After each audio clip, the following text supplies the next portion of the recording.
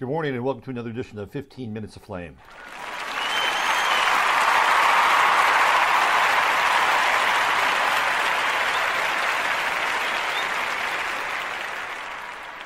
It is always great to be here with you, especially through this new fantastic technological connection that we're sharing together known as the cell phone.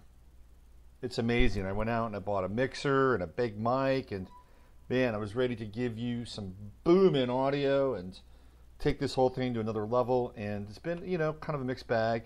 I don't want to completely abandon the mixer because it looks so good on my desk. It looks so professional sitting next to me that I can't really abandon it. I'm going to try to find the right levels and maybe incorporate it, maybe for the Sunday night show, which I think would be appropriate. But I got to tell you, the results are in, and overwhelmingly, the app with the cell phone is the big winner. Now, I don't have all the bells and whistles set up yet. I'm working on that. I am working on it. So I can have tracks of music that play and all the other good stuff. Intros, outros. Those things that we sort of take for granted sometimes. But really what it does is those 35 seconds in and out, that's what, an extra minute you get to hear from me and share in these moments together. Speaking of moments, I was looking at a statistic today about how many hours people spend looking for parking every year in the big cities. And it's kind of outrageous. It's like people spend about 700 hours a year looking for parking in New York. Can you believe that? 700 hours a year. That's crazy. That's absolutely crazy. And in terms of cost, it comes to about $2,000 per person for people time. So of course, what these statistics are bearing out is that it's impossible to park and drive in cities. So why have a car?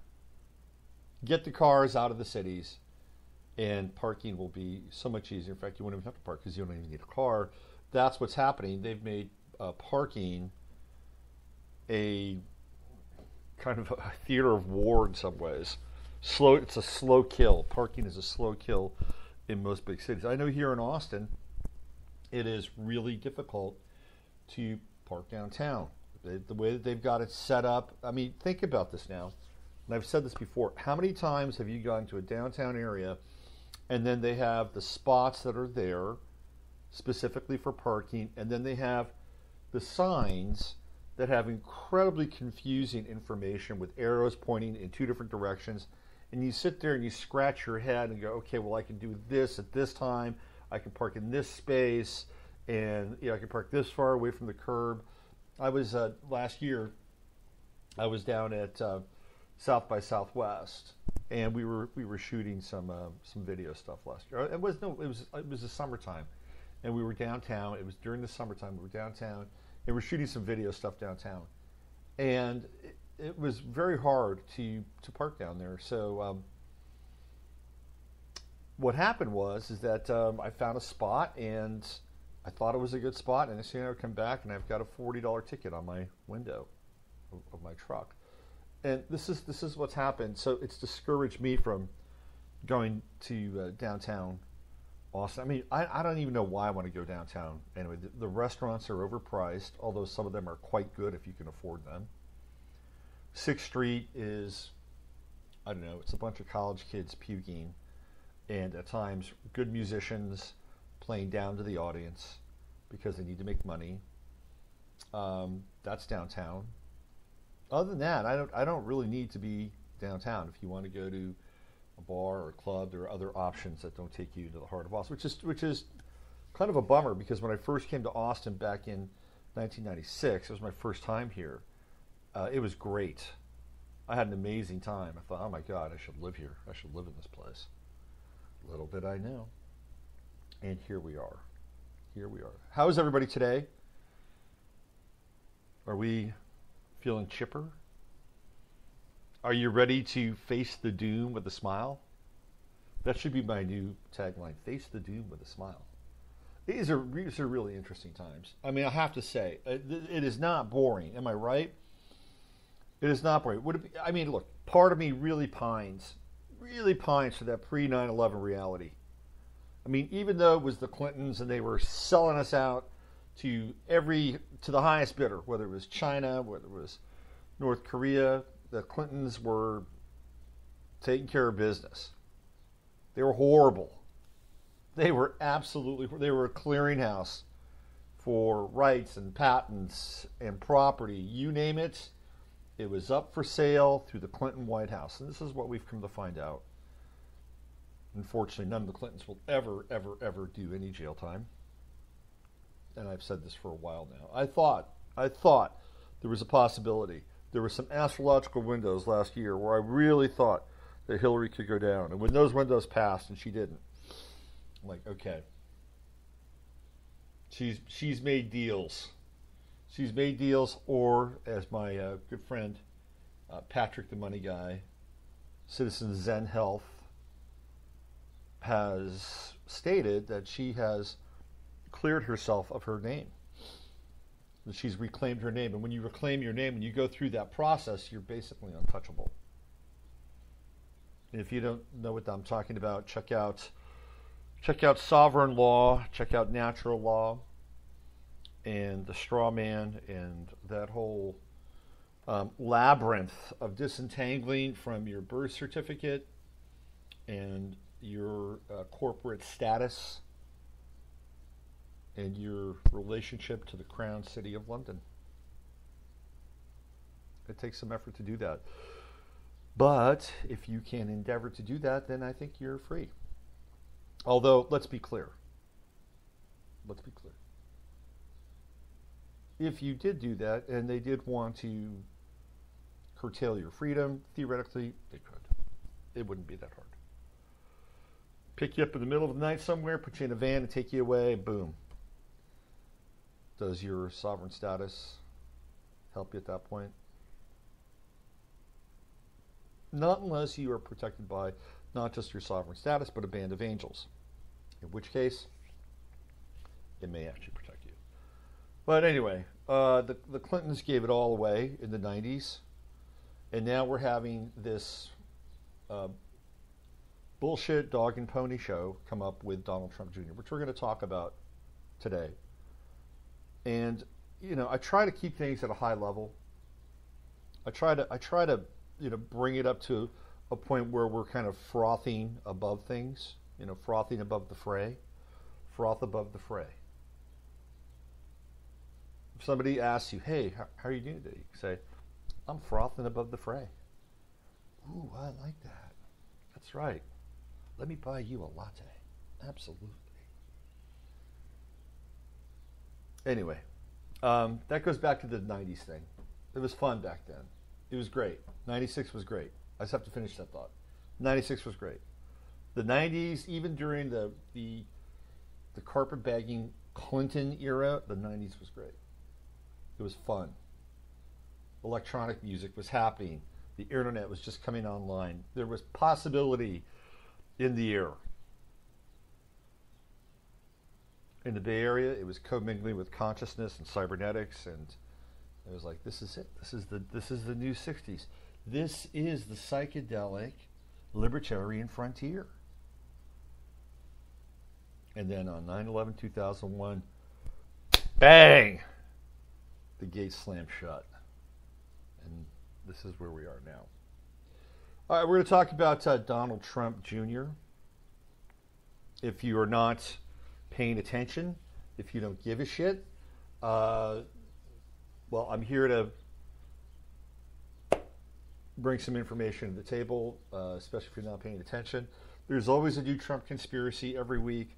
I find it utterly fascinating for somebody who's in the game. This is the enigma of Trump. This is the enigma of Trump. Is that he is supposedly part of the global cabal, right? He's part of the global cabal. He played a role. He owed billions of dollars to Israeli/Jewish financiers who bailed him out when he went bust at least 2 or 3 times with his bankruptcies, right? And as a payback, he gets to become president of the United States and do whatever they want him to do. And that the game is rigged, and it was just him and Hillary. And then, of course, you had the wild card Bernie, who came in and played the faux third party. It wasn't even third party, but the third candidate who theoretically would have been the third party. That would have been Jill Stein, but she was ridiculous. There's the formula. But there's a problem with that scenario.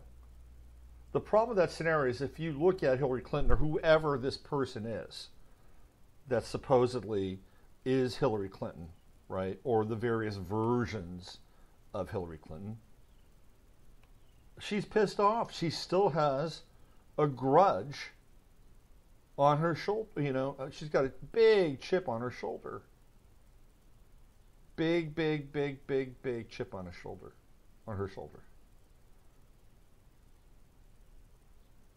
And the reason why is because she lost the election. Now, if it was a setup, she would have gone away and she would have done her thing and she would have moved on to becoming mayor of New York or, who knows what the next stop on her political tour is. I don't know. But the fact of the matter is she still holds a heavy degree of bitterness around this. So I don't think that this was as clear of a setup as we think it was. Okay? Now, that means that if this was a real election, that Trump has some real interest in being elected. And he has some real ideas about being elected.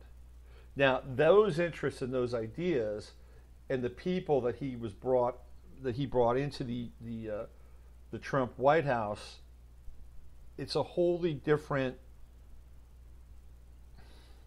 kind of look. And we all know what I'm talking about, right? He filled the White House with Goldman Sachs people. He's got his son-in-law, Secret Agent 666, who has strong ties to Shabbat Lubavitcher, which is about as close as you can get to kind of an organized crime syndicate, okay? Sorry if that offends people, but it's true. And through Kushner and his parents, strong ties to Israel and tithing, and his father, is a real estate crook. And there's a lot going on inside of the Trump White House, inside of the Trump family, and these very powerful connections. And yet, the New York Times roasts Trump. CNN roasts Trump. The Washington Post roasts Trump. And they go after him with it's a daily exercise in taking down Donald Trump and the Trump administration. Now, if you were part of some larger plan, right? If you were part of this theater, this charade, excuse me, would you put yourself through this in order to get elected? Think of the humiliation. Think of the time. Think of the money. Think of the family members that are being dragged through rivers of excrement. Would you do that? Maybe he's so compromised that that this is part of the deal. Maybe that's it. I don't know. But from where I'm sitting, I don't think it is. Because if Trump has all of these strong ties, and look, we're going to get into this today, and we're going to get into some areas that you may find uncomfortable, and you may find politically incorrect, but we're trying to untangle some of these things here. And yes, I know, it's just the earth, it's just the theater, it means nothing, it's Maya, it's illusion. Focus on the divine source inside of you. Yeah, do that too. Use your head of discernment for the heart when it's possible, right? Be in this world, but not of it. But today we're going to get into it and we're going to entangle some things, and it may make you feel a little bit uncomfortable.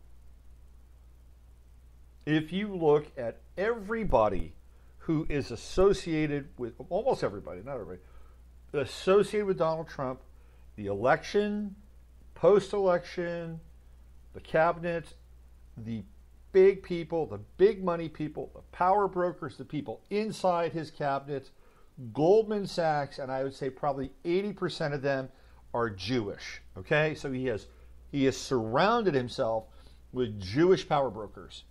Okay, now if you look at what's going on with the New York Times, they're calling Trump anti-Semitic. Okay, how are these two pieces compatible? Right, so he's surrounded himself with these power brokers, and yet the same power brokers who are engaged in the constant creation of a false reality, a synthetic reality, with newspapers and CNN, you name it, it's across the board.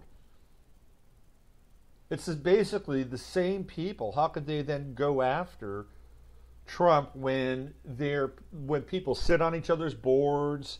They go out to dinner. They go to the Catskills together. You know what I'm saying? It is so incestuous. It is so incestuous. How can this happen? How can they basically turn the guns, the big guns, the turrets, on Trump and his family, while the cabinet and his supporters, big money supporters, are basically interconnected? See, this is the big question mark. And I was watching this interview with Donald Trump Jr. yesterday with Sean Hannity. It was really interesting because I wasn't just listening to the answers. I was looking at and I was watching and scanning Trump Jr. Now, I will say this, based on what I saw, what you're getting from him is mostly the truth.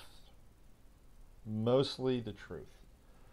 But there were moments where I was looking at him and he was looking away. There was body language issues where he's not telling us everything. Okay, there are some moments of omission there. Now, I'm not saying that there was this grand conspiracy to work with Russia to overthrow the election. But he got caught in a honey trap. And this Russia thing, this Russia piece was concocted long before Trump got into office. They were working on the back channel Russia stuff as a secondary strategy because, and I'll tell you why, because there are some connections with Trump and Russia, and mainly those connections are through Paul Manafort. And Paul Manafort was involved very early on in the Trump campaign, and they dropped him. They had to drop him because of the Russia connections. They knew what was going on. And in fact, Paul Manafort was in on that meeting that Trump Jr. took with this Russian lawyer, and it was a total setup. It was a total setup. They wanted to get the email on record. They wanted to see if they would take the bait. And if you go watch the Hannity interview. It's quite interesting. And one of the things that Trump Jr., and this is the moment of candor that I've found to be quite fascinating. He's looking at Hannity and he says, look, we have never done this before. This was our first time running a campaign. And we were looking for any kind of edge that we could find. We're in business. You look for information, you take the information, you assess whether it's potent, real, whatever you can do with it, and then you act upon it or you don't. And in that moment, he was being very candid. And you can see that this is clearly what was going on. And look, politics is, I'm going to use an expletive here because it just calls for an expletive. It's fucking dirty. It is dirty. Look at and this is such an amazing kind of tactic that the left and the Democrats have put together here.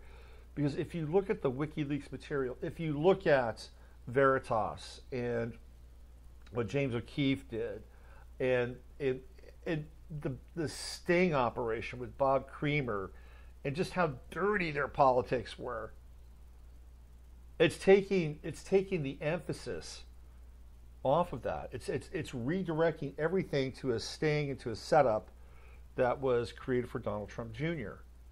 And is there anything there? There might be something tiny, a little, but there's really nothing. It's nothing. It was a setup, and he fell for a setup. They're looking to get their father elected. Somebody sent him an email. Apparently, there are Russian connections. He knows this singer Emin from Russia. Apparently, he likes him. He thinks he's good. I think he has probably crappy taste in music. Sorry. For all the Emin fans out there, I didn't mean to besmirch your guy. Donald Trump Jr.'s problem is he's listening to Emin and not Eminem. So he needed to get that late 90s Detroit hip-hop vote. Add a few letters onto Emin. Anyway, I watched the interview. What I got was a son who was engaged in the process of getting his father elected. And he was searching for information. He was trying to find something that connected the Clinton campaign to something inside of Russia, outside of the Gazprom deal, which nobody ever talks about. Nobody ever talks about the $30 million Gazprom deal that the Clintons did through the Clinton Foundation with Vladimir Putin. Nobody ever talks about it. It's there. Conveniently left out of the discussion. Anyway, what I saw was somebody who was fairly earnest, fairly candid, wet behind the ears, and got played. Absolutely got played. The lawyer from from Russia has been to Soros-related events, anti-Trump events. I mean, it's clear that this was what they call a honey trap. This was a sting operation, and Don Trump Jr. got stung. And they've known about this for a while. Now, every time that there is some level of evaporation, like Van Jones, it's a nothing burger. Okay, we've got to fill this void. We've got to keep the heat on. We've got to press Trump. Let's release this. And there may be other things. This may not be the last thing. But I don't think there's anything there. I think it's complete and utter bullshit. And everybody's dirty. Everybody screws with elections. Oliver Stone, I have to give Oliver Stone some credit. He's growing some stones as he gets older. Actually, I've always kind of liked Oliver Stone. I didn't like the fact that he did a hatchet job on JFK. And I mean, he could have made a great, and I mean a great, JFK assassination movie. He could have made a great. I mean, he could have been the guy, right? Stone could have been that guy. But then he follows it up with this ridiculous film on 9/11. I mean, it's a few years ago, right? But it's almost like they said, you've got to make this film. You have the credibility amongst the alternative thinking, libertarian leaning, conspiracy theorists. They like you. Make this film. Cover our tracks for us. And he did. But anyway, he was on Stephen Colbert? And he said to Colbert that he felt that Israel had more of an influence in the election than Russia did. This is true. Go look it up. This is what Oliver Stone said. Countries, China, Russia, the United States, Israel, the MI6, they're always influencing elections. Always. Go watch Danger Man. There's an episode in Danger Man. It's amazing. It takes place in Africa. And of course you have the guy who's already the president of Africa. and or not Africa, a country. It's like some made-up country. And then you have this other guy who is leading the rebels, and he's the counter. He's the counterforce to the president of Africa, and of course he's with the people. Blah blah blah blah blah, and it's really fascinating how they throw this fake coup attempt, and they wind up getting the guy, and it was a fake coup, and they jail the guy, even though the guy wasn't like involved in the coup. The opposition, they faked the coup. The opposition was not leading the coup, so they jailed the opposition with a fake coup. That's how these things work. And of course, there was influence going on, because in Africa, with the NGOs and all the resources, people want to be in control. Third parties want to be in control. It's always been that way. Anyway, this happens all the time with elections. All the time. But clearly they wanted to use this as an issue and a wedge and bang it moving forward. Now, who is kind of behind all of this, right? Who would benefit? Who would benefit from this infighting, from this constant onslaught against Trump and his family and Russia and all this bullshit? I'm going to tell you who it is. It's Mike Pence. Mike Pence. This is an interesting little piece here. This is from yesterday on a website called informationliberation.com. And the writer is Chris Menahan, and you need to listen to this. It's not very long. At least my portion that I'm going to read is not very long. Ever notice how Vice President Mike Pence is never implicated in any of President Donald Trump's scandals and always comes out looking pure as the driven snow? With the leaking of Don Jr.'s emails to the New York Times, which they sourced to 3 advisors to the White House briefed on the meeting and 2 others with knowledge of it, people are finally starting to ask questions about whether or not this establishment Republican Cold Warrior is leaking to take Trump down so he can become president. Julian Assange tweeted this article from Business Insider out on Tuesday. This is, of course, if Julian Assange is still around. Why does it look like someone close to the White House is trying to destroy Donald Trump Jr.? And I'm not sure why Julian Assange would chime in on that, but it's a good question to ask.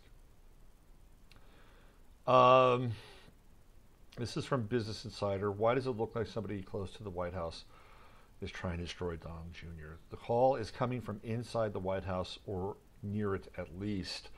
A remarkable fact about the New York Times Sunday reports of the meeting of a Kremlin-linked lawyer and Donald Trump Jr., Jared Kushner, and Paul Manafort is that the story was sourced to 3 advisors to the White House briefed on the meeting and 2 others with knowledge of it.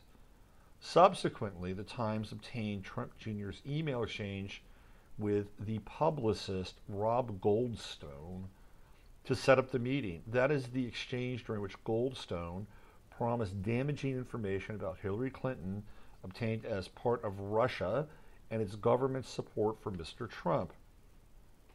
And Trump Jr. responded by saying, "What Russian effort to support my dad? But rather, I love it, especially later in the summer." That's part of the email exchange. The Times cannot have gotten the emails from Goldstone. After all, the Times knew that Trump Jr. have forwarded the entire email chain to Mr. Kushner's company work email and to Mr. Manafort at his Trump campaign email. Goldstone wasn't included on that forward, as we can see that from Trump Jr.'s publication of the email chain on Twitter after the Times called him for comments about it. So 5 people in or around the White House have been spilling highly incriminating information to the Times about Trump Jr.'s meeting and an email chain that only Kushner, Manafort, and Trump Jr. possessed, also made its way to the Times somehow. He notes that this latest scandal came after Trump's over 2-hour meeting with President Putin. Pence is an establishment Cold Warrior who hates Russia, does not want to see relations normalized.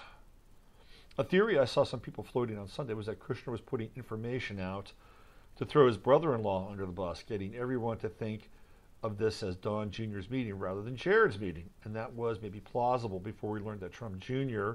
had been told the meeting would be part of a Russian operation to support his father, and if we learned that Trump Jr. forwarded Kushner and Manafort an email saying as much.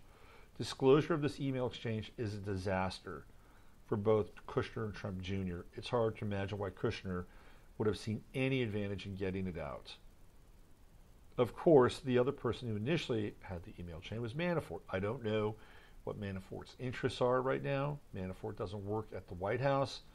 But given this political story from May, it does seem that one might be able to describe him as an advisor to the White House. It also occurs to me that when candidate Trump was pitching or itching to put Chris Christie on the ticket, and his offspring were pushing him, for some reason, toward Newt Gingrich, Manafort was the prime mover behind the Mike Pence choice. One report alleged Manafort faked a mechanical problem with Trump's plane, so Trump would be forced to spend a night in Indianapolis, where Pence could pitch himself for the job. This is from CBS News. This is a little piece here. Manafort had arranged for Trump to meet with his first choice for the job on July 13th, Indiana Governor Mike Pence. That's a year to this day, by the way. Afterwards, the plan was for Trump and Pence to then fly back to New York together, and a formal announcement we made, a campaign source said of Manafort's thinking. What had previously been reported as a lucky break by the New York Times was actually a swift political maneuver devised by the now fired campaign manager. Set on changing Trump's mind, he concocted a story that Trump's plane had mechanical problems, forcing the soon-to-be Republican nominee to stay the night in Indianapolis for breakfast with the Pence family on Wednesday morning. The person in the West Wing most plausibly a winner in this episode is Pence, who would stand to become president if Trump were forced from office. Pence, who has an unusually vigorous fundraising operation, for the first time vice president, has been putting out ice-cold statements about this story. The vice president is working hard to advance the president's agenda every day. Mark Lauder, his spokesman, said on Tuesday he was not aware of that meeting. He was also not focused on stories about the campaign, especially those that pertain to the time before he joined the campaign. Pence appears to have made similar leaks back in May while the Flynn scandal was ongoing. So Mike Pence was never informed about Flynn. Source: Pence has been kept in the dark about former National Security Advisor Mike Flynn's alleged wrongdoing, according to a source close to the administration who cited a potential pattern not informing the vice president and calling it malpractice or intentional, and either are unacceptable. You never saw him promoting Flynn, the source said. That's true. So Mike Pence is never dragged through the mud, is he? Never.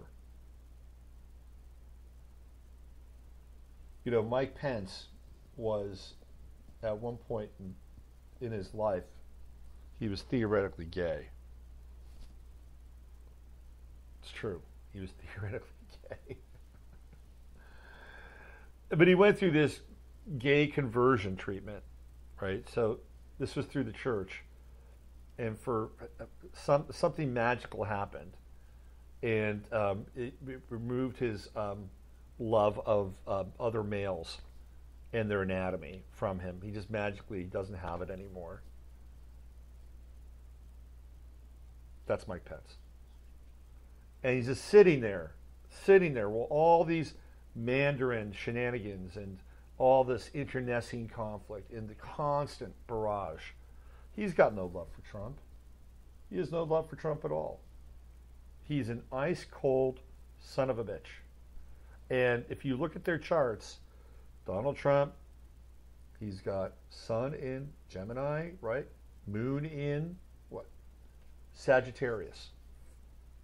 Trump was born on a full moon. I think he was born in an eclipse as well, if I'm not mistaken. And Pence, Sun in Gemini, there's your two Geminis, Moon in Gemini, so he's got a new moon, so they have moons in opposition. This is not the best thing to have moons in opposition. Now, Sun sign opposition in the same sex represents rivalry. Sun sign opposition in different sexes represents complementary aspects.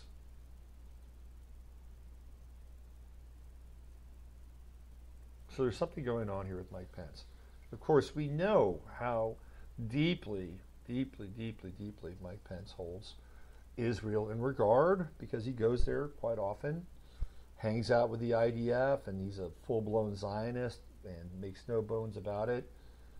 And he will do whatever he's told. That's Mike Pence. Somebody needs to turn the guns on Mike Pence and get him the hell out of the White House. Trump should just fire him. Just let him go. Get him out of there. Now, the 25th Amendment, which we've talked about, talks about how the president is or can be deemed as mentally incapable. And the only person that can get behind the 25th Amendment and activate it with enough numbers behind him is the vice president. And I've been reading a number of accounts where Pence has been trying to sort this out and whether or not this would be the best thing for him, or if he could ride this out and somehow come out. He's got to figure this out. Pence has either got to throw down with Trump, or try to, ride this wave and then catapult from Trump into his own perch inside the presidency, or he's going to have to completely disassemble Trump and take him down from the inside out. So he's got to figure this out. Now, keep in mind that Pence's Pluto, from an astrological perspective, is right on Trump's ascendant, right on his ascendant, which is, well, it's intense, number one, but I don't think it's the best for Trump. Let's take a look at this lawyer, Natalia Veselin. And this is a Paul Joseph Watson piece, who of course is Alex's boy. Questions are swirling over Russian lawyer Natalia Veselin after a picture of her with Obama's ambassador to Russia emerged that was taken just 8 days after she met with Donald Trump Jr. Veselin first met with Don Jr. after promising him political dirt on Hillary Clinton. Although the meeting, during which Veselin mainly talked about Russian adoptions, was a complete waste of time. And I agree with that. 8 days after the meeting, Veselin was pictured sitting behind Obama's ambassador to Russia, Michael McFaul, F-A-U-L. That's like Paul McCartney and fake Paul, right? McFaul.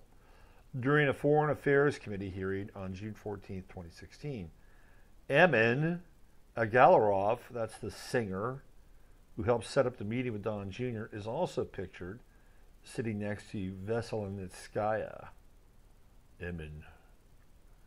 So why was Veselin hanging out with the Obama officials just days after her meeting with Donald Trump Jr.? And why was Veselin given a privileged seat up front during the congressional hearing? Asked Gateway Pundit. Was Veselin part of a ruse to entrap Don Jr. in an embarrassing situation that could be later used to implicate him as having colluded with Russia? The theory would be tenuous if not for the fact that Veselin is directly linked to the group behind the infamous Pissgate dossier. It gets a little deeper here. Specifically, we have learned that the person who sought the meeting is associated with Fusion GPS, a firm which, according to public reports, was retained by Democratic operatives to develop opposition research on the president, and which commissioned the phony Steele dossier, said Mark Corallo, a spokesman for President Trump's legal team. Fusion GPS hired British intelligence agent Christopher Steele, not to be confused with Robert Steele, an American intelligence agent, that's my little editorializing, shortly after Veselin and Skaya's meeting with Trump Jr., his dossier later claimed that President Trump had been compromised during a trip to Moscow in 2013, which Russian prostitutes had defiled a bed previously slept in by the Obamas. This is crazy shit. The dossier was swiftly debunked and cited as evidence that the deep state and the Democratic Party were trying to delegitimize and possibly impeach Trump with false claims to tie into the Russian collusion narrative. Natalia Veselin and Skaya have been another servant of the very same deep state. These are amazing times that we're living in. They're incredible. Now, it's all a huge distraction on some level, right? Let's take it up to the 40,000-foot level. You know, these are the ways of the world. And if you spend too much time getting bogged down in them, you will succumb to the gravity of the world. But at the same time, here comes Mr. 3 Planets in Libra, if you do not understand what's going on, if you can't see it for what it is, and because you're either here in this world living your life and doing what you have to do to get by every single day, and for many of us it's a variety of things, but we have to get through this world every single. These things affect us. They affect us, and they have the potential to affect us. Now, can we control everything? No, we can't control everything. It's a fallacy. It's an illusion. Control itself is pretty much an illusion. When you are in the throes of a spiritual crisis, I mean a real spiritual crisis, where the atomic nature of your soul is in question, you realize how little control you have. And at that point, you're a leaf in the wind, and you just hope that you catch an updraft, right? So this whole idea around being able to control things is completely false. However, that said, it's essential to understand what's going on here so that you can, at the very least, make an informed choice to participate or not. And if there's going to be a change in the political structure, if there's going to be a change in the money structure, if there's going to be a change in the spiritual structure vis-a-vis a one world religion or whatever else comes out of this New World Order bullshit, you need to be informed. If not, just go off into your cabin somewhere in the woods and write a great manifesto. So this is what I'm here to do. I'm here to bring this stuff up, get it out, throw it out there so you know what's going on. And nobody in that White House is clean. Donald Trump's not clean. But I get a sense here that Trump is fascinating. I think he's fascinating. I'm sorry. I think the guy's fascinating. Is he a brute? Is he a bore? Yeah, he is. But he's also somebody who hasn't done anything. We haven't seen a president like this. And maybe you can say thank God, but look, we've had some pretty shady presidents. George Bush Jr., I just wanted to punch that guy every day I saw his fucking little smarmy face. And to be honest with you, I kind of felt the same way about Obama. I mean, maybe I have anger issues. But I don't want to punch Trump. I don't want to punch Trump. Now, maybe I want to punch Jared Kushner. I don't want to punch Trump. I don't know why I don't want to punch Trump. It's funny, isn't it? There's a lot going on. I was sent to, it's not just this. I mean, if you want, we can take it to another level. Let's take it to the level of principalities and powers and the invisible entities that are seeking to dominate and control through these various quote-unquote humans that carry out their will for power, control, money, lust, greed, and corruption.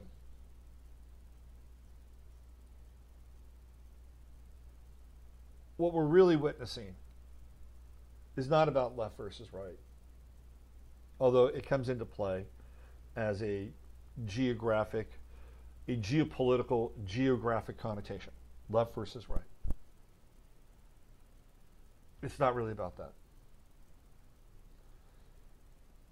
What it really is good versus evil. And even that, once you get into that debate, then you realize that they've even set up a false paradigm of good versus evil. which we'll get into some other time. But what we're dealing with here is ultimately this planetary corruption. It is for the soul of not just every single one of us, but for the entire planet. That's what we're up against. We're up against the pedo-gators, the pizza-gators. These are the forces. These are the malevolent forces that seek to entangle us through their distractions, through their temptations. This is what it's all about, boys and girls. It really comes down to just that. And this other stuff, yes, it's important. We need to understand it, but there are machinations. There are energies and entities behind what's going on that's driving the theater, driving this circus. And so really it comes down to, at that point, you got to be good with yourself. You got to be clear with yourself. You've got to be right and fresh with your soul so that you can navigate through this world. And last time I checked, we're all still here, or some variant of the timeline, but we're all still here. And that's the spiritual component to it all. And then we can sit back and we can watch and look at and deconstruct and make assessments about the theater of politics, and all the internecine struggles, all the Mandarin charades that are going on right now. At the very least, it's interesting, thought-provoking, and it begins to give us more transparency as to the diabolical processes that are at work and the people that run the systems that we've entrusted to run them for us. And that in and of itself, at the very least, should serve as some level of empowerment. So that as you go forward in this day, you feel a little more informed. You don't know it all. I don't know it all. Nobody knows it all. Okay, we've got to be clear about that. But we know a little. But more importantly, what you know about yourself and how you treat other people and how you treat your family, that is the most essential commodity. That's the information. That's the intel that you want to hold on to and you want to invest in. And don't let anybody ever snatch it from you. All right. With that, I will see you 24 hours from today. Let's see, 47:48. A little bit longer today. Oh, by the way, I wanted to have two corrections.